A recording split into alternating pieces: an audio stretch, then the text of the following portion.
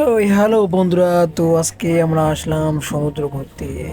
আজকে আমাদের ছুটি, মকর সংক্রান্তি বলে কথা। তো তার জন্য আমরা আসলে সমুদ্র ঘুরতে। তো এখানে এখানে দেখছি অনেক অনেক অনেক অনেক লোক এসে। তো তাই আমরাও চলে আসলাম ঘুরতে। সমুদ্রের জল অনেক ঢেউ।